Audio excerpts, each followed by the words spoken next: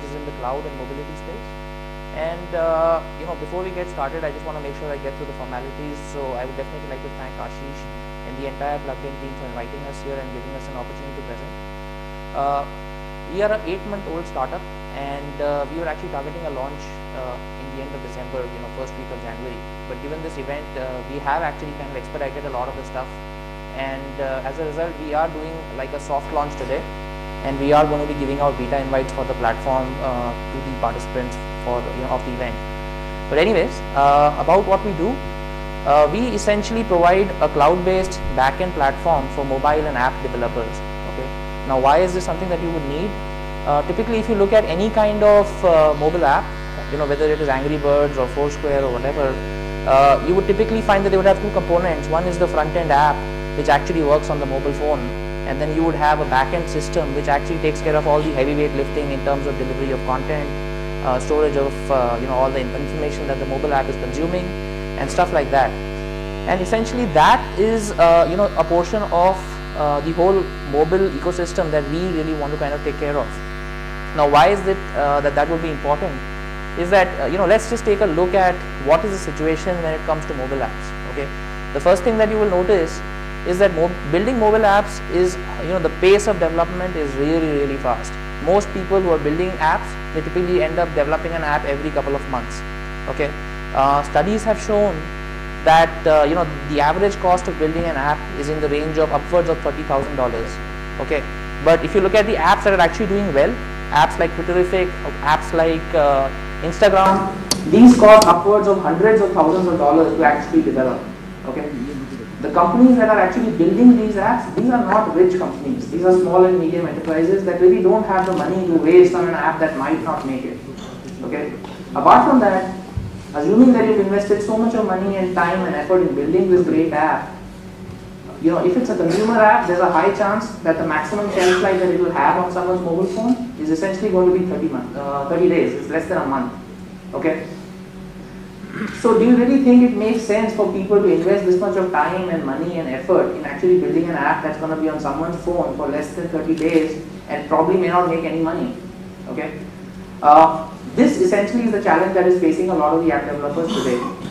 Then throw in the fact that if you take a look at the technology, which is supposed to be the easy part, that makes it even more difficult, because for apps, the whole technology platform is completely fragmented. Most app developers are actually front-end developers who have been using technologies like iOS, Android, HTML5, JavaScript to actually build front ends. But to have a scalable backend that they can use to integrate with their app, you really can't build that using these technologies. Okay, they need something which is something in the lines of like .NET, Scala, Ruby, Python, whatever.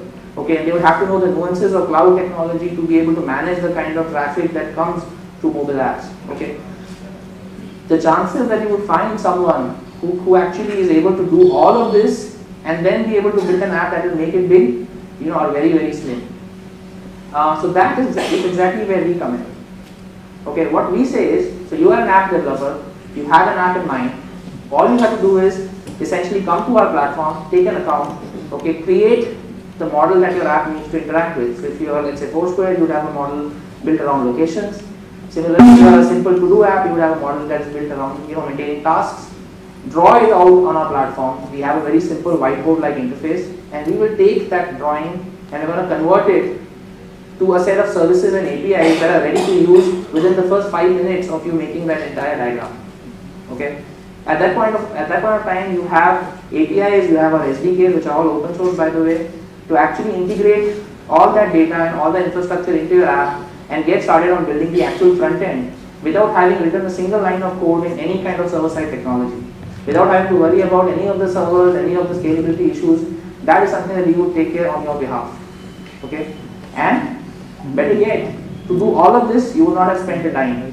Okay, because the only money that you would actually pay on the platform would be the one that you would consume. So if you are not making any money, if you are not getting any traffic, if your app is not being used, you really don't have to pay for it. Anyways, I have kept my presentation short because I wanted to focus on the demo aspect of the application, so we're going to cut over to that. Okay, so while my colleague here is actually, his name is Biswarup, by the way, he's one of the lead developers on our front end. And essentially, just to kind of create a sample, I don't have a mobile app right now because we didn't have too much time. But so we wanted to create a model for an app that would be for an organization like, let's say, Plugged In or the next big what, in terms of doing event management. Okay, so if I had to make an app where people can see the event, they can see who are the speakers, who want to see, they can register for it and stuff like that, the kind of model that I would make, right. So while setting up the demo, in terms of creating an app for this event, what we've done is we've tried to model how an event management system would work. So typically, an event management system would have an event entity, and then you could have people who are connected to it as speakers or attendees. You would have registrations, and then for those registrations, you would probably have tickets and stuff like that. And that is the kind of content and the data model that you would expect to see from an app like this. Can you reduce the size?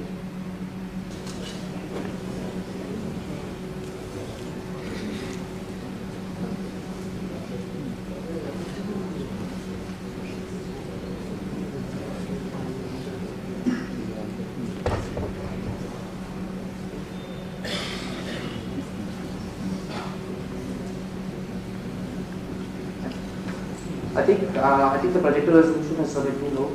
So don't worry, carry on. Don't worry about it. Man. Carry on.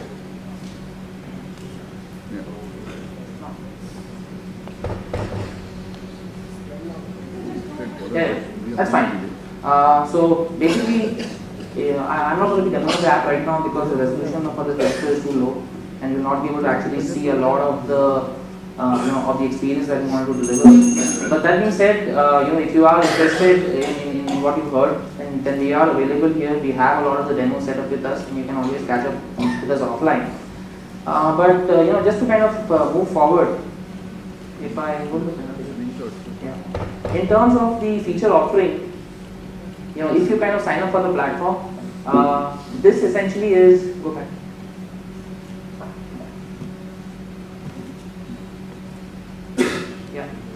This essentially kind of covers the gamut of features that will be available to you out of the box. Okay, for people who are actually going to be signing up for an account, they will get the ability to manage data. They will have the ability to manage accounts. They will get all the things that are required for mobile apps in general available out of the box, including push notifications, geolocation. We do a lot of large-scale data indexing, so a lot of difficult searches that are required by apps, are available out of the box. We have a very type safe data model, which means that the model here understands the concept of location and understands the concept of geocodes and stuff. So a lot of the infrastructure that is required for building these apps in terms of understanding these kind of constructs are available for the user without having written a single line of code. Okay. Apart from that, for integration, we have REST APIs which can be accessed from any platform. We have open source SDKs available for iOS, Android, Windows Phone, and we are working on building them for other languages as well. And apart from that, if you look at the whole infrastructure, okay, if you do want to get your hands dirty, if you do want to kind of write some server-side code and get some kind of specific customization of proprietary work done, there is infrastructure available to do that as well. Okay, so this essentially is what is available in the platform. We are not currently in beta officially. So there are some aspects of the application that are still not completely there. We are still kind of working on a lot of the content side of things, but that will be available by the end of this month, early coming into January. Okay. We have some limited private beta invites that have been made available for the participants for the Unplugged conference. And essentially, if you go to www.appacitive.com and you use the invite code Unplugged, you will be able to sign up for a beta access. If you have any feedback for us, please do kind of connect with us. These are the different accounts that we have. Yeah. Okay. My name is Nikhil, and my email address is nikhil@appacitive.com. If you have any feedback for us, please feel free to contact me. Do you have any questions? Anyone? Yeah, I have a question. Yeah. Just one question. Nikhil, my name is Rohan Chandrasekhar, and I am a digital agency. Okay. So I have a full-fledged app development team. So my question is going to be very specific. What makes you guys different from, let's say, an accelerator or a Sencha? Right. Your value proposition wasn't very clear to me, to be very honest. Okay. So if you take a look at accelerator and Sencha specifically, okay. Okay, those are more on the front end side of things, so they are actually front ends for building apps. Okay, we actually provide a data backend. Okay, if you look at the offering that Sencha and Appacitive provide, what they provide essentially is very simplistic document storage, which is essentially just a big wrapper over a document database. Okay, what we provide on the backend is not only the same functionality in terms of the ease of use and the scalability, but we also provide the fact that you can actually model your data the way it is structured in real life. Okay, you don't have to kind of force it into a JSON structure or a key value pair store and use it like that. Okay, behind the scenes, and this is something that I would have shown you on the demo. The fact, given the fact that this data is actually stored like an object graph, okay, it completely changes the way it gives you a lot of new ways in which you can query and interact with this information that was really not possible on platforms like Sencha and Accelerator. What's your technology stack? I think take it offline. Yeah, I mean, just kind of find me and ask.